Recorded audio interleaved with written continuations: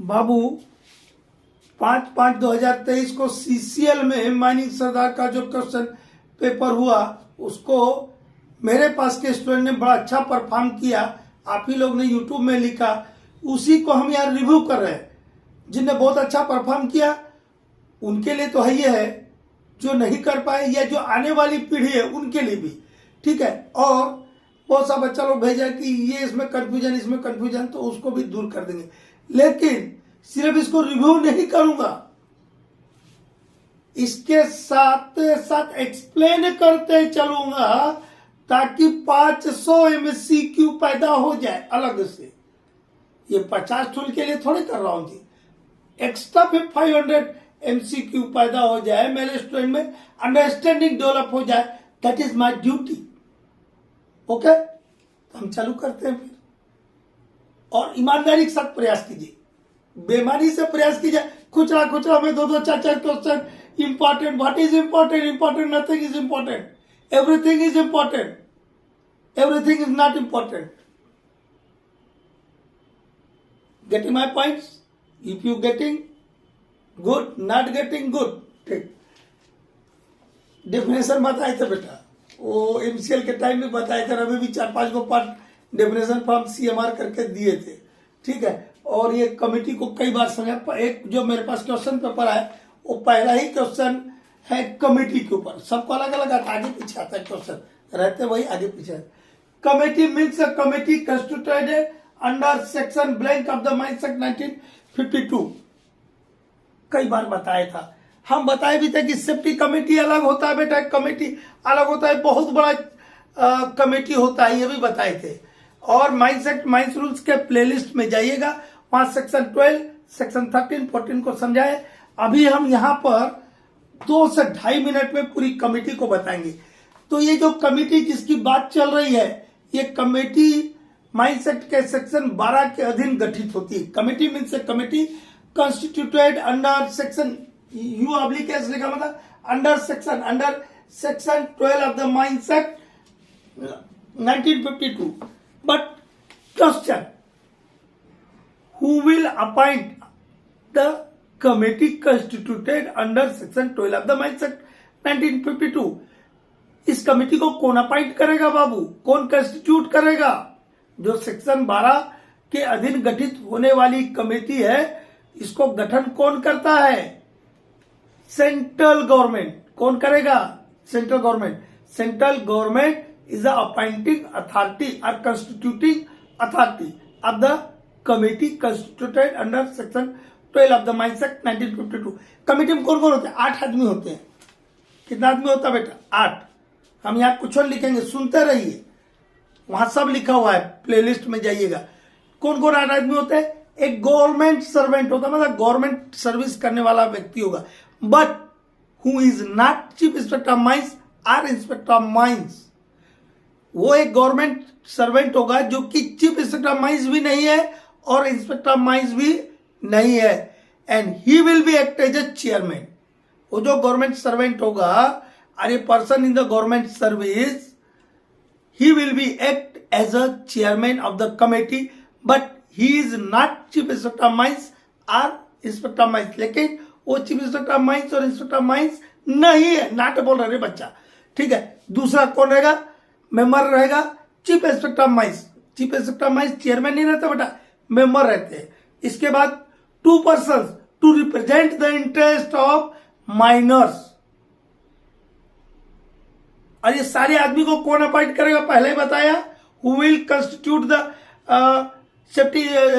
Who will constitute the committee? Central government. सबका जो appointment होगा, नॉमिनेशन होगा, वो कौन करेगा? सेंट्रल गवर्नमेंट का, भारत सरकार करेगा। 2 persons to represent the interest of miners. Miners मतलब खदानों में काम करने वाले वर्कर्स के हितों को प्रतिनिधित्व करने के लिए 2 आदमी। यहां पर एक बात और याद रखिएगा, one of them shall be from coal। एक उनमें से कोल माइन का होना चाहिए, ठीक। 2 persons to represent the interest of owners of mines, one of them must be or shall be from coal। जैसे वहां पे बताए थे वैसे यहां पर भी जो ओनर ऑफ माइंस है उनके 2 रिप्रेजेंटेटिव में से एक कोल की तरफ से होना चाहिए। मतलब एक नॉन कॉल्स रहेगा, ये बात कहने का मतलब। And 2 mining engineers not directly employed in the mining industry. 2 mining engineer जो कि डायरेक्ट माइनिंग इंडस्ट्री में काम नहीं करते हो, मतलब जो कॉलेजेस में पढ़ाते प्रोफेसर, बड़े बड़े कॉलेजेस के प्रोफेसर है, BHU है, ISM धनबाद है, जिसका नाम चेंज होगा ISM धनबाद का, खड़गपुर IIT खड़गपुर है, ऐसा बहुत सारे दुनिया में अपने देश में है। 2-4 का नाम बताए, आप इन्हीं को मत समझिएगा, ऐसे मतलब एग्जाम्पल है ये, ठीक है। तो जोड़ लीजिए कितना हुआ 8, ये कमेटी बन गया। अब एक कमेटी का फंक्शन क्या है, what are the functions of the committee. हम बोलते हैं ना कई बार कि सेफ्टी कमेटी तो छोटा सा चीज है बच्चा, ये कमेटी बड़का चीज है, ग्रेट है। क्या बड़का है, क्या काम करता है, what are the functions of the committee. पहला काम सुनिएगा ध्यानपूर्वक, consider the proposals for making rules and regulations and making recommendations to the central government. कौन अपॉइंट करता, सेंट्रल गवर्नमेंट। तो रिपोर्ट क्या देगा, सेंट्रल गवर्नमेंट को ना देगा। तो रूल और रेगुलेशन को बनाने के लिए प्रस्ताव पर विचार करना, consider the proposals of making rules and regulations and make recommendations to the central government. और प्रस्ताव पे विचार किया और उसके बाद प्रपोजल को एक रिकमेंडेशंस का फॉर्म देकर भारत सरकार को भेज देना, एक काम हुआ। दूसरा काम क्या है कमेटी का, to inquire such accidents or other matters as may be referred to it by the central government and make reports thereon। क्या बोला बेटा, सब एक्सीडेंट की इंक्वायरी नहीं करेगा ये, क्या बोला, to inquire such accidents or other matters as refer to it by the central government. Central government के द्वारा जो मैटर्स इनको दिए जाते हैं या जो इंक्वायरी करने के लिए, सब एक्सीडेंट का इंक्वायरी करने के लिए बोल रहा, जो इंक्वायरी का इनको ऑफर मिला उनके ऊपर वो एक्सीडेंट की इंक्वायरी करेगा, या जो मैटर्स आया उसको उसकी इंक्वायरी करेगा और रिपोर्ट बना के सेंट्रल गवर्नमेंट को देगा। इतना ही ना बोल रही यार, क्या बोलते हैं कि बड़ा डिफिकल्ट चीज है, डिफिकल्ट चीज है। हमारे हाथ में पुस्तक कापी है, बोल रहे ना जी, हम स्टूडेंट जब थे, अभी भी स्टूडेंट है जी, हाँ, उस समय जब थे और जो छोटे स्टूडेंट थे, थोड़ा बड़का स्टूडेंट हो गए लगता ना, तो हमने बहुत बढ़िया से ओकरा समझे थे, ओकरा लिए बोल पा रहे, अदरवाइज नहीं बोल पाते। इसके बाद क्या इसका और फंक्शन है, टू हियर एंड डिसाइड। इसका पहले मीनिंग समझे, हियर मतलब सुनना, सुनवाई करना। और अदालत में क्या होता है, सुनवाई होता है, पहले केस को सुना जाता है, उसके बाद उसके ऊपर निर्णय आता है कि एक दिन में आ जाता है। टू हियर एंड डिसाइड, सुनवाई करना और उसके ऊपर निर्णय देना, किसके ऊपर, to hear and decide against such appeals or objections against the notice or orders made under the mines Act, rules regulation and orders made under the statutory provisions. कुछ नहीं, अरे भैया जब आपने सेक्शन 22 मेरा देखे हैं, सेक्शन 22 से और भी कई जगह है, वहां पर यदि हम स्टैट्यूटरी प्रोविजंस का पालन करने में असमर्थ रहते हैं मैनेजमेंट, तो क्या करता है, पहले वो नोटिस देता है, नोटिसों का नहीं मानता तो उसका प्रोविजनरी ऑर्डर लगा देता है, कामें बंद कर देता है, ठीक है। तो वो ऑर्डर जो इशू हुए उसका भी वहां पे मैकेनिज्म बताए थे हम सेक्शन 22 में। तो उस टाइप के ऑर्डर्स आए या कोई नोटिस आया है तो, और यदि मैनेजमेंट नहीं मानता है उस नोटिस या ऑर्डर को, तब क्या होगा, ऑब्जेक्शन है या अपील कर दिया कि भाई इसमें कुछ विचार किया जाए, यदि मैनेजमेंट बोला। तो यदि भारत सरकार इस कमेटी को रेफर करेंगे तो कमेटी क्या करेगी, hear and decide such appeals और ऑब्जेक्शंस अगेंस्ट नोटिसेस और ऑर्डर्स। ओके, ये this are the functions of the safety committee. बड़का चीज है जी, नहीं ना है। अब इसे पूछेगा कि which are not the functions of safety committee, ये वाला लिखा रहेगा और एक बाद एक गलत वाला लिखा रहेगा। यदि आपके पास आपको आंसर पता है कि what are the functions of safety committee, तो नॉट वाला आएगा तो आप लिख दीजिएगा कि ये वाला नहीं है, बाकी तो ये बताए थे। ठीक, अब इसके बाद क्या है, powers of the committee. Safety committee कहीं गलती से निकल गया होगा तो कमेटी समझना बाबू, हो जाता है। पावर्स क्या होता है, पावर्स क्या है, कमेटी का पावर्स क्या है। बिना पावर का कोई काम करेगा? हम लोग माइंस में काम करते हैं, पावर है तब काम करते हैं, अदरवाइज फिर क्या है, हम तो एक इंसान है, रेल में जाने दीजिए, आपको क्या बोलेगा, एक आदमी है। लेकिन यहां पर पावर्स दिए हमारे ऑर्गेनाइजेशन ने, सीएमआर ने, उसके तहत हम लोगों से काम कराते हैं, ऑर्डर देते हैं, इंस्ट्रक्शंस देते हैं। तो कमेटी के पास भी कुछ पावर रहेगा तब ना काम करेगा, अपने फंक्शन को कैसे डिस्चार्ज करेगा। तो उसके पास 2 पावर है। कितने पावर? सिर्फ 2 पावर। कितने पावर बोला बेटा? 2 पावर। एक है कि कमेटी में एक्सरसाइज, मैं बोल रहा, मैं मतलब कर सकते हैं। स्कूल में जाते थे ना या कॉलेज में, क्या बोलते थे, मैं आई कम इन सर, क्या मैं अंदर आ सकता हूं श्रीमान? ऐसा नहीं ना बोलते, can I come in sir, ऐसा बोलते क्या? इसका मतलब मैं बोल रहा हूं मैं अंदर आ सकता हूं सर। क्या मैं आई कम इन सर, मैं आ सकता हूं क्या श्रीमान? टीचर बोलते थे कम इन, या कोई हिंदी वाले आ जाओ आ जाओ आ जाओ। ठीक है, क्या बोला? कमेटी में exercise the powers of chief inspector of mines और inspector of mines for the purpose. आप आगे सुनिए, समझ आए, इफ एंड बट को छोड़ देना, जो हम बता रहे उतना समझिए। कमेटी जो है वो चीफ इंस्पेक्टर ऑफ माइंस या इंस्पेक्टर ऑफ माइंस के पावर को इस्तेमाल कर सकते हैं, लेकिन काहे के लिए? कुछ काम के लिए नहीं, फॉर डिस्चार्जिंग इट्स फंक्शन। काहे के लिए? अपने कार्यों की प्रतिपूर्ति के लिए, फॉर डिस्चार्जिंग इट्स फंक्शन। ये उसके कार्य की प्रतिपूर्ति के लिए जरूरी है, तब कमेटी में exercise the powers of chief inspector of mines और इंस्पेक्टर ऑफ माइंस। ठीक है, ये हो गया। दूसरा, committee have the powers of court. Court का पावर है इनके पास। कोर्ट क्या करता है? यदि कोई ने क्राइम किया है तो उसको सम्मान देकर बुलाता है, मतलब अटेंडेंस के लिए उसको बाध्य कर देता कि आप आइए कोर्ट में आइए। करता है ना? ऐसे नहीं करता है जी, ये डॉक्यूमेंट लाइए, ये साक्ष्य दीजिए, यही ना बोलता है। यही का कोर्ट काम करता है, बाकी कुछ नहीं करता। तो इनका कोर्ट का भी पावर रहता है under code of civil procedure 108 1908 का जो कोड ऑफ सिविल प्रोसीजर है, उसके तहत कोर्ट की भी सारी शक्तियां, पावर्स कमेटी के पास है। उसमें करता क्या? कोर्ट करता क्या है? किसी आदमी को अटेंडेंस के लिए बुला सकता है कि आप आइए, खड़े होइए यहाँ पे, और कसम खा करके, ओथ OATH ओथ बोलते हैं, कसम खाना, कसम खा करके उसको एग्जामिन कर सकता है। कोई डॉक्यूमेंट्स प्रोड्यूस करने के लिए उसको कंपेल कर सकता है, उसको बाध्य कर सकता है। Compelling the production of document, ऐसा अंग्रेजी में लिखा रहता है, मतलब डॉक्यूमेंट को प्रोड्यूस करने के लिए उसको बाध्य कर सकता है। ठीक है, ये हुए these are the powers of committee. ठीक है, लेकिन इस कमेटी का टर्म कितना होता है? एक ही चीज नहीं आएगा बेटा एग्जाम में, हर बार अलगे अलगे आएगा। इस कमेटी का टर्म, कमेटी मतलब committee constituted under section 12 of the mines act 1952 के तहत जो कमेटी बनी है, उस कमेटी का टर्म ऑफ ऑफिस कितना होता है? WI का कितना होता है? बताया था ना 4 दिन पहले, 3 साल। तो इस कमेटी का भी कितना साल होता है बेटा? 3 साल।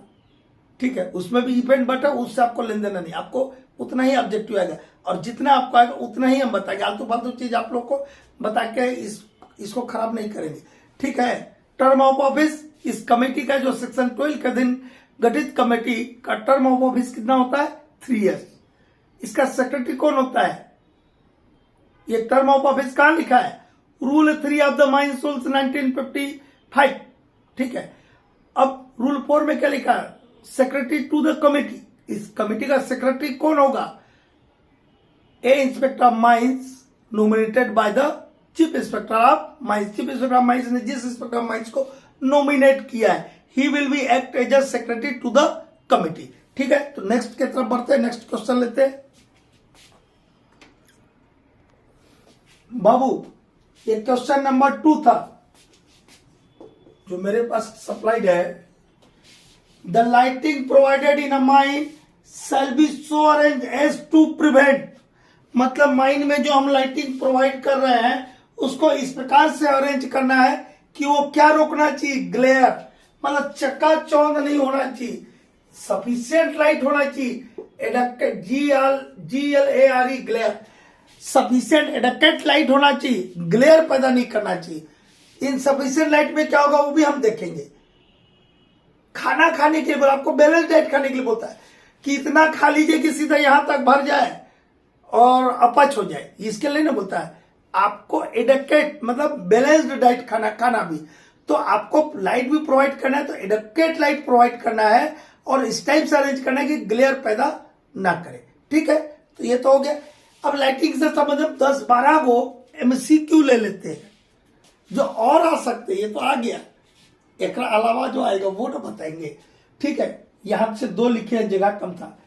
The minimum amount of light required for reading, writing etcetera is, कितना रहेगा यहां बताना। That is light given off by 10 INT लिखा मतलब इंटरनेशनल, या INT का मतलब क्या होता है, international candles at a distance of 1 metre from the work. क्या बोल रहा है ये कि लिखने के लिए, पढ़ने के लिए मिनिमम लाइट कितना चाहिए, ये पूछ रहा है। फिर उसका यहां मीनिंग बताया, वो मीनिंग बाद में बता रहा हूं, पहले इतना समझिए। क्या लिखा था, minimum amount of light required for reading, writing etcetera is, मतलब लिखने पढ़ने के लिए कम से कम कितना प्रकाश चाहिए। ठीक है, 10 lumen per metre square, 10 lumen LUMEN lumen per metre square. बेटा ल्यूमेन और ल्यूमेन्स दोनों में अंतर है, बताएंगे। एक सिंगुलर नंबर प्लूरल नंबर मत बुझ लेना, बताऊंगा अभी इसी में आगे। ठीक है, 10 ल्यूमेन पर मीटर स्क्वायर मतलब 1 मीटर स्क्वायर पर यदि कोई एरिया है 1 मीटर स्क्वायर, वहां पर 10 ल्यूमेन का लाइट पड़ना चाहिए। ये 10 ल्यूमेन पर मीटर स्क्वायर का क्या मतलब है उसको बताया। दैट इज, इसका मतलब आगे वाला भी पूछा सकता है ऑब्जेक्टिव में, ये तो ही है। मतलब लिखने पढ़ने के लिए बिट्टू, लिखने पढ़ने के लिए कितना चाहिए बेटी, कितना लाइट चाहिए, 10 ल्यूमेन पर स्क्वायर मीटर। कितना, 10 ल्यूमेन पर स्क्वायर मीटर। ठीक है, अब इसका क्या मतलब, that is light given up by 10 international candles at a distance of 1 metre from the work. समझ लीजिए, मैं यहां पर लिख पढ़ रहा हूं और वो जहां मोबाइल से मैं शूट कर रहा हूं वहां पर कैंडल जल रहा। कितना कैंडल जल रहा, 10 कैंडल जल रहा। 10 इंटरनेशनल कैंडल, जो एक इंटरनेशनल कैंडल का साइज रहता है, ठीक है, उस साइज का 10 कैंडल जल रहा है और वो कितना दूर है मेरे से, 1 मीटर दूर है। तो उससे जो लाइट पैदा हुआ उस लाइट को बोलेंगे 10 ल्यूमेन पर स्क्वायर मीटर। ठीक है, बस इतना से याद रखो यार, लिखने पढ़ने के लिए 10 ल्यूमेन पर स्क्वायर मीटर आपको लाइट चाहिए। ठीक है, और वो लाइट जो मिलेगा 10 ल्यूमेन पर स्क्वायर मीटर का, उसके लिए आप जहां पर लिखना पढ़ना चाह रहे हैं वहां से 1 मीटर दूर 10 इंटरनेशनल कैंडल को आपको जलाना होगा। इतना बोल रहा, आगे बढ़ते हैं। Insufficient light over a long period not only impairs, impair मतलब क्षति पहुंचाना, नुकसान पहुंचाना, not only impairs efficiency of workers but also cause eye disease known as nystagmus। क्या बोल रहे हैं, इन बहुत लंबे समय तक हम इनसफिशियंट लाइट में, इनसफिशियंट लाइट और ए लॉन्ग पीरियड, हम बहुत लंबे समय तक इनसफिशियंट लाइट में काम करते हैं तो वर्कर की इफिशियंसी तो इंपेयर्स होगी, रिड्यूस होगी, but it also cause eye disease, लेकिन ये आई डिजीज भी पैदा करता है। और उस आई डिजीज का क्या नाम है, मतलब इनसफिशिएंट लाइट से होने वाली बीमारी का क्या नाम है बेटा, निस्टाग्म्स, NYSTAGMUS, निस्टाग्म्स। ये क्या होता है, इसके चलते क्या होता है, आंख में जो हमारे नर्व सिस्टम है और मसल्स है वो अफेक्ट हो जाते हैं और आंख अच्छे से काम नहीं करने लगता है। ठीक है, नेक्स्ट लेते हैं। अभी लाइट के इसी जो क्वेश्चन आया था 2 के ऊपर और 4, 5, 6 को क्वेश्चन आपको चीजें बताते, फिर नेक्स्ट क्वेश्चन लेंगे। ठीक है, हाँ बेटा, these are the probable MCQ for upcoming exams, whatever it may be, WCL, BCCL, CCL, GCL जो भी होगा, ठीक है। एक ये लाइट वाले हैं 4, 5, 6, 7 आपके क्वेश्चन पेपर के नहीं, उस एक क्वेश्चन को ध्यान में रख करके और चीजें हम बता देना, ठीक है।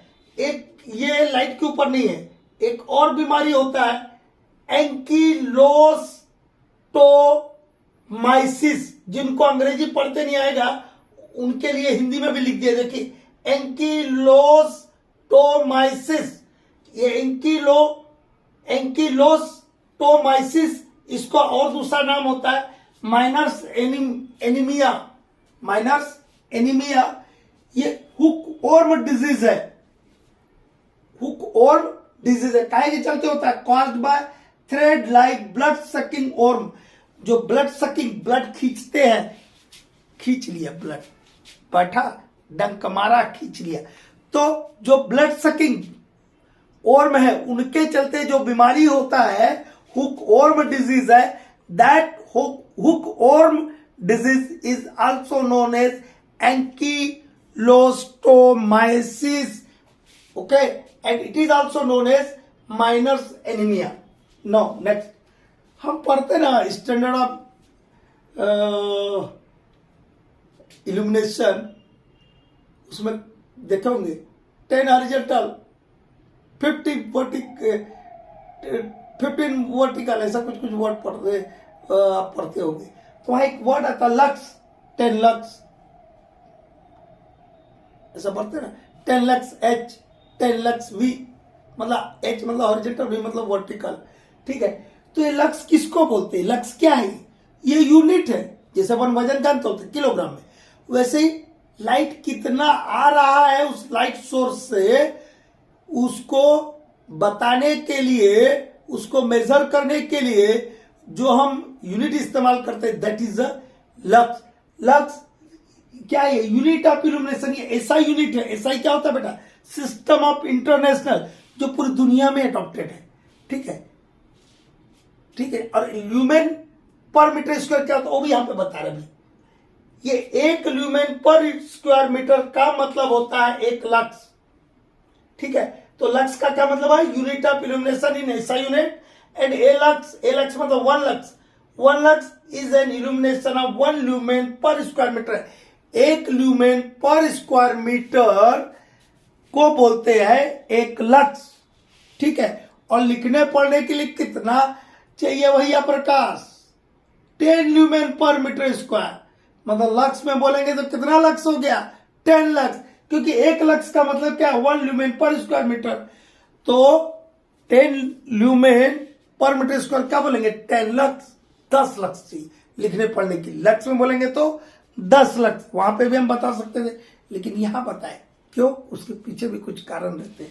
हम जो कुछ भी बोलते हैं उसके पीछे कारण है। अभी हम बताए थे ल्यूमेन और ल्यूमेंस दो अलग अलग चीजें।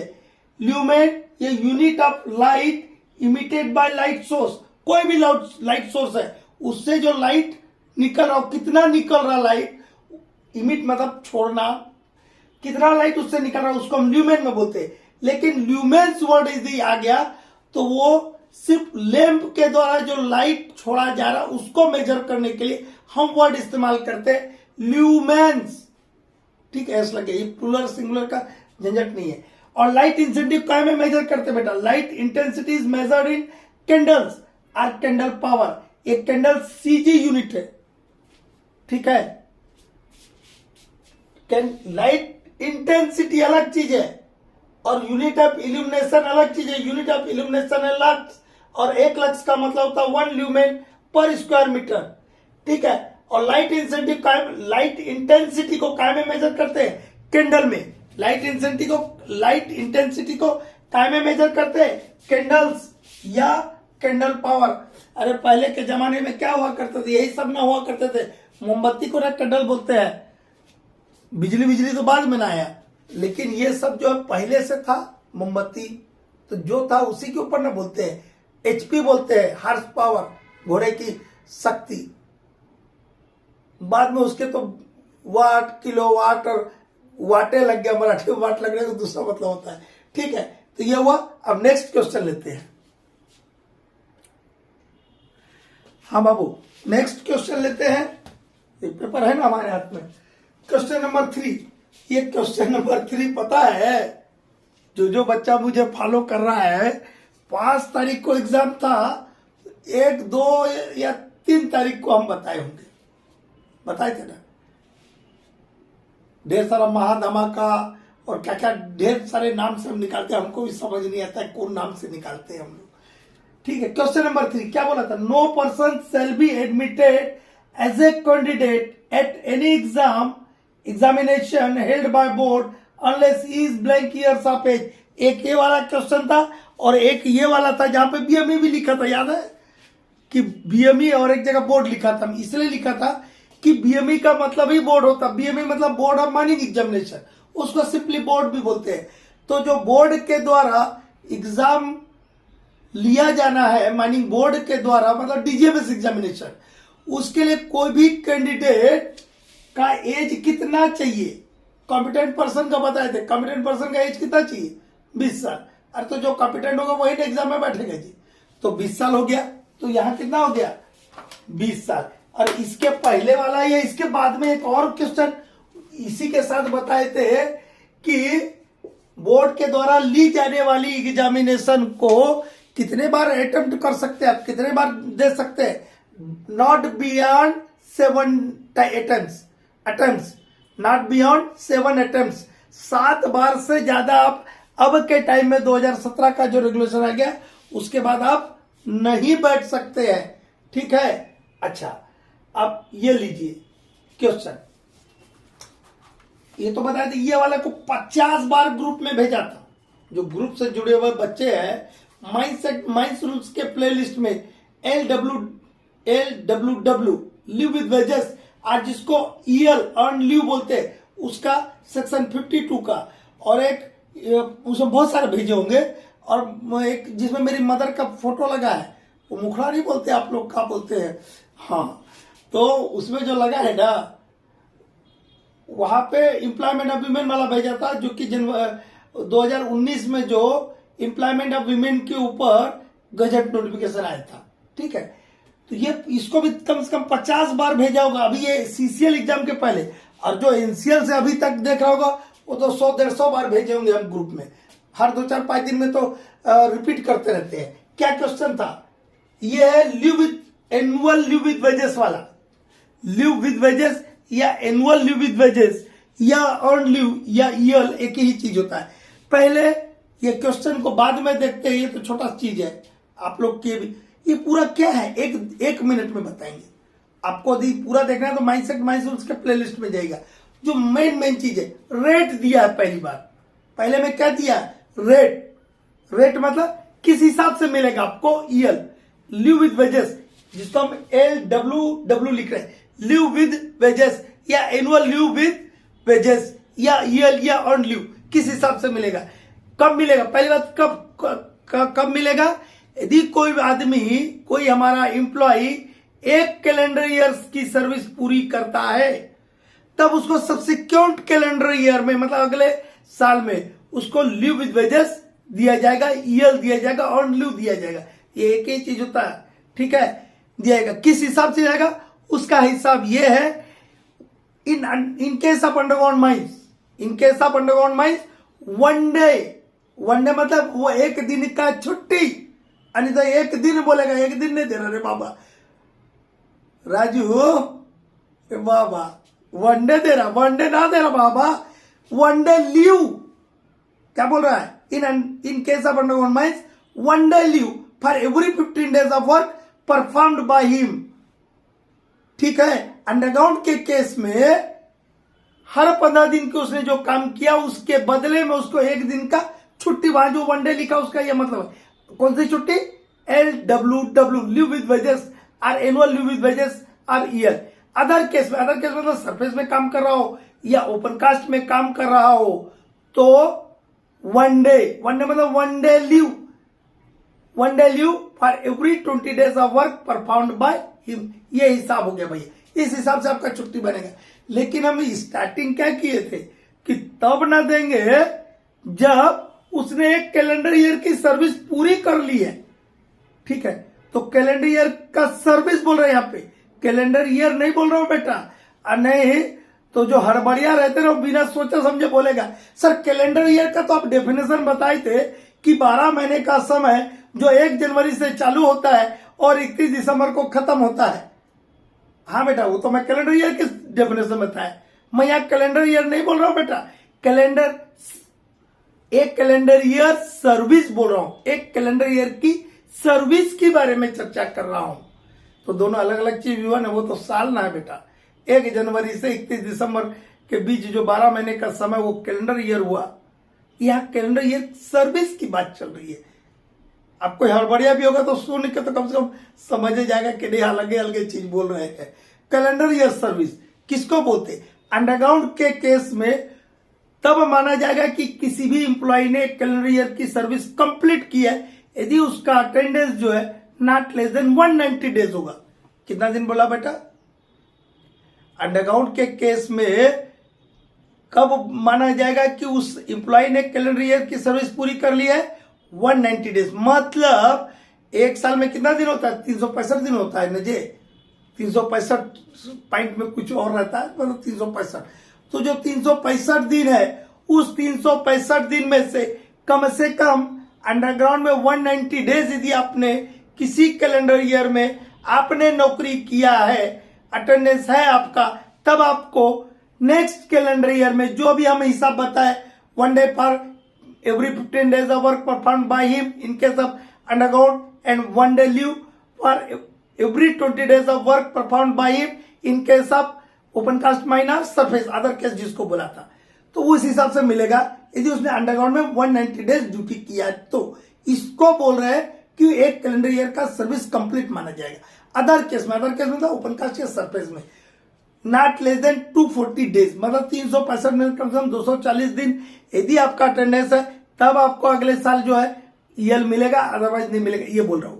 ठीक है, इसके बाद क्या बोलता हूं कि हर आदमी का नौकरी 1 जनवरी को लगेगा क्या? नहीं लगेगा। ओकराई ने ऊपर तो क्वेश्चन पूछा था, नहीं ना लगता है। अभी सीसीएल भर्ती होगा तो जुलाई अगस्त में भर्ती होगा, तो कहां हुआ?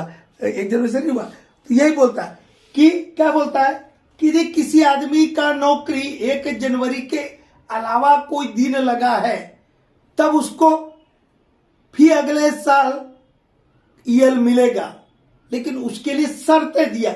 उसी शर्त में से एक शर्त का आपको क्वेश्चन पूछ लिया था सीसीएल में।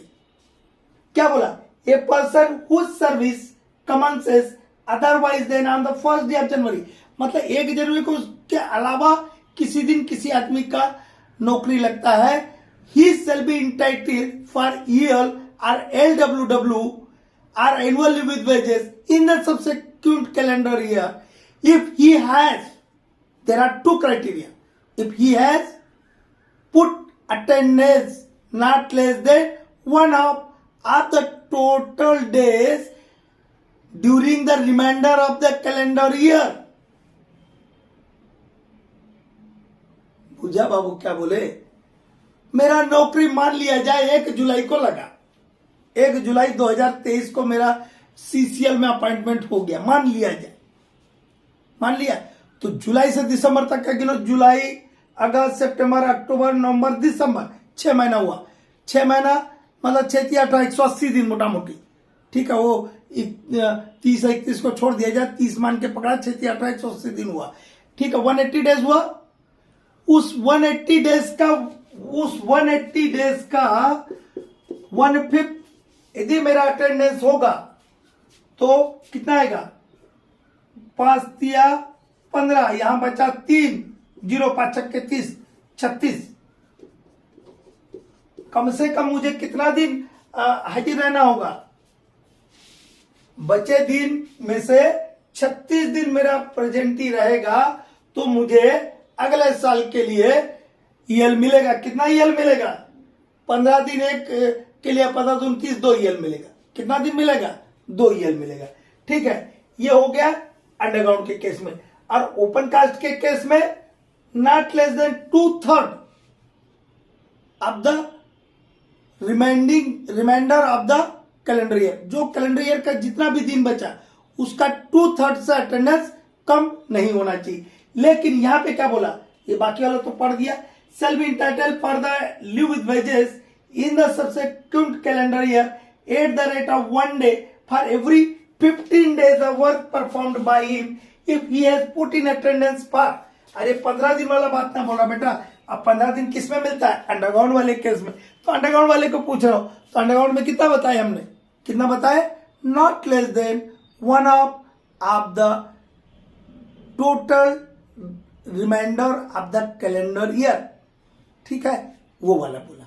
ठीक है, इसके अलावा आगे क्या है, इसके लिए आपको ये छुट्टी लेना है, एलडब्ल्यूडब्ल्यू और एनुअल वेजेस या ईएल, तो आपको मैनेजर को 15 दिन पहले इन राइटिंग एप्लीकेशन देना होता है। ठीक है, अब कितना ईएल को एक साथ एकुमुलेट कर सकते हैं, नॉट मोर देन 30 डेज, मतलब 30 छुट्टी को आप एक साथ जमा कर सकते हैं। बट आपने अप्लाई किया था और आपने अप्लाई किया, लेकिन सैंक्शनिंग अथॉरिटी ने आपको वो ईएल ग्रांट नहीं किया, तो आप किसी भी लिमिट तक उसको एकुमुलेट कर सकते। But in general case you will not accumulate more than 30 years. ठीक है, ये हो गया 30 डेज, 30 दिन ज्यादा नहीं कर सकते। इसके अलावा मान लो मैं बीमार पड़ गया, अब मेरे पास कोई छुट्टी नहीं है, तो मैं ईएल भी ले सकता हूं। यदि मैं अपने बीमारी की अवधि के लिए, इलनेस पीरियड के लिए मैं ईएल लेना चाहता हूं, तो वो जो स्टिपुलेटेड पीरियड है 15 दिन का, 15 दिन पहले ईएल के लिए छुट्टी देना है मैनेजर को, वो वाला शॉर्टर पीरियड रहने के बावजूद भी ग्रांटिंग अथॉरिटी उसको ग्रांट करेगा। यदि मैं बीमारी के अवधि के लिए अपनी ईएल का इस्तेमाल करना चाहता हूं, तो वो 15 दिन पहले जो स्टिपुलेटेड पीरियड है, उस स्टिपुलेटेड पीरियड में एप्लीकेशन ना होने के बावजूद भी शॉर्टर पीरियड में भी एप्लीकेशन मिला है, तो ग्रांटिंग अथॉरिटी उसको ग्रांट करेगा। ये ईएल हुआ, तो उसी के ऊपर ये पूछा था। मेरे चैनल में बहुत कुछ है बेटा, पढ़ो, समझो, देखो, बहुत फायदा मिलेगा। और ये जो 50 क्वेश्चन को 5 वीडियो में निकालेंगे, 10-10 क्वेश्चन करके, और 500 एमसीक्यू इसी में पैदा कर दूंगा। यदि जिनको ध्यानपूर्वक देखना है देख लेना, नहीं देखना है तो मत देखिए। देखकर पसीना आ गया है, पंखा नहीं चला सकते, फैन नहीं चला सकते कि आवाज आएगा तो आप लोग को सुना ही नहीं आएगा वीडियो में। एसी चलाएंगे उसका भी आवाज आता है, सब बंद करके पसीना बहा रहा हूं, तो उसका फायदा उठाइए आप लोग। और हम तो इसलिए बहा दे रहे बेटा पसीना, क्योंकि हम पगडंडियों में चले हुए हैं। आज जो हम सरपट कार लेके हाईवे में दौड़ते हैं, तो लेकिन हम पगडंडी के रास्ता को नहीं भूले हैं, गांव की पगडंडी के रास्ता को। और हम तो ओरिजिनल देसी ना है जी, इसलिए चल जा रहा, बाकी के नहीं, बस का बात है। ठीक है, नेक्स्ट क्वेश्चन लेते हैं। बाबू, except in case of any emergency the owner और agent of a mine shall not give, यहाँ कामा लगा, देखिए ये कामा के बाद यहाँ कामा लगा है, पर शैल नॉट गिव इंस्ट्रक्शंस, कहने का मतलब ये, यहां रोक करके फिर अदरवाइज देन थ्रू द, और यहाँ पे क्या मतलब संकटकालीन अवस्था को छोड़ दिया जाए, तो मतलब संकटकालीन अभी छोड़ दो कि संकटकालीन अवस्था नहीं है, कि ओनर या एजेंट किसके थ्रू इंस्ट्रक्शन देंगे। ओनर और एजेंट माइन के एम्प्लॉय को किसके थ्रू इंस्ट्रक्शन देंगे, थ्रू द मैनेजर। किसके थ्रू देंगे, थ्रू द मैनेजर। अब यहां पे बोला संकटकालीन अवस्था, in except in case of an emergency, संकटकालीन अवस्था को छोड़कर। संकटकालीन अवस्था में तो ओनर एजेंट भी दे सकता है किसी को भी इंस्ट्रक्शन, लेकिन संकटकालीन अवस्था नहीं है, नॉर्मल टाइम चल रहा है, वही बोल रहा हूं। Accept in case of an emergency मतलब इमरजेंसी को छोड़ करके, मतलब नॉर्मल टाइम है। नॉर्मल टाइम में ओनर या एजेंट किसी को भी इंस्ट्रक्शन किसके थ्रू देंगे, थ्रू द मैनेजर। ये कहां लिखा है बेटा, अरे कई बार ना हल्ला करके बोलते थे, ये सेक्शन 17(3) का, सेक्शन 17 में 3 बात है, सेक्शन 17 में 3 बात है। कितना बात है बेटा सेक्शन 17 में, मैं बोलता था ना, manager means the manager appointed under section 17 of the mines act 1952, सुना है ना मुझसे कई बार। तो सेक्शन 17 के अधीन जो मैनेजर अपॉइंट है, he is the quality manager, he is the mind manager, ठीक है। और उसके नीचे जो भी मैनेजर होंगे, ही will be the assistant managers, he will be the assistant manager. Section 17 में क्या क्या लिखा है कि every mind shall be under a sole manager who have the prescribed qualification। पहला पॉइंट बोलता कि हर माइन जो है एकमात्र मैनेजर के अधीन रहेगी जिसके पास प्रिस्क्राइब्ड क्वालिफिकेशन होना चाहिए। वो प्रिस्क्राइब्ड क्वालिफिकेशन कहां दिया है? कोल माइंस के रेगुलेशन में दिया है। रेगुलेशन लगता 27 है, यदि होगा तो आप लोग इधर उधर देख लीजिएगा। रेगुलेशन 27 में दिया है qualification and appointment of manager करके, देख लीजिएगा, नंबर हो सकता है आगे पीछे भी हो जाए। वहां पर दिया हुआ qualification and appointment of manager, क्या प्रिस्क्राइब क्वालिफिकेशन चाहिए, ठीक है। अंडरग्राउंड माइंस है, इतना प्रोडक्शन है तो कैसा, ऐसा है तो ऐसा, ओपन कास्ट है तो कैसा, दिया है वहां पे, ठीक है। ये बोलता है, क्या बोला? Every mine shall be under a sole manager who have prescribed qualification. इतना ही एक बात याद रखिए। दूसरा में क्या बोलता? दूसरा में बोलता कि ओनर एजेंट या मैनेजर, सॉरी, ओनर और एजेंट के जो इंस्ट्रक्शंस होंगे उनके अधीन रहते हुए, उनके अधीन रहते हुए मैनेजर जो है, manager will be sole responsible और overall responsible for the MCSD, management control supervision and direction of the mind. And third point में ये वाला बोलता है, except in case of emergency every instruction to every person who is responsible to the manager shall come through the manager. Okay, तो मैं किसी को भी इंस्ट्रक्शन कहां से पास होना चाहिए? मैनेजर के थ्रू, ठीक है। Next, SMP shall not contain. इसमें SMP को हम कई जगह बताएं बेटा, कहां का बताएं? जो आपका CIL रिक्रूटमेंट प्लेलिस्ट है, जब हम NCL का बता रहे थे तब वहां रेगुलेशन 104 बताए हैं। उसके अलावा जब MSCL का बता रहे थे तो special MCQ for MSCL part 9, 10, 11, उसमें बहुत सा चीज है SMP और उसके इर्द गिर्द का, ठीक है। सेफ्टी मैनेजमेंट का बहुत सारा चीज वहां पे देखिएगा। क्या बोला बेटा? NCL के टाइम पे रेगुलेशन 104 सब CIL रिक्रूटमेंट प्लेलिस्ट में है, और special MCQ for MSCL part 9, 10, 11 उसमें SMP है।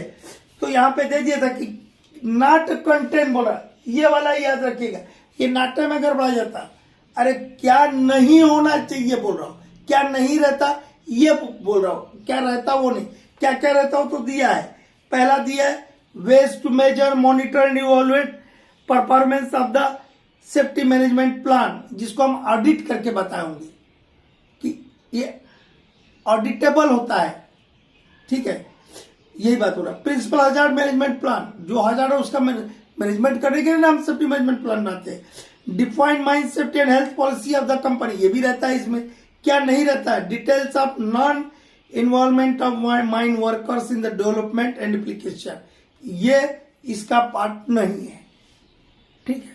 तो जो है उसको पहले जो है वो याद रख लीजिए, तो जो नहीं हो तो अपने आप उसको आप टिक कर दीजिएगा, ठीक है। नेक्स्ट क्वेश्चन से नेक्स्ट पार्ट में लेते हैं। बहुत ज्यादा हमको हीट हो गया बॉडी।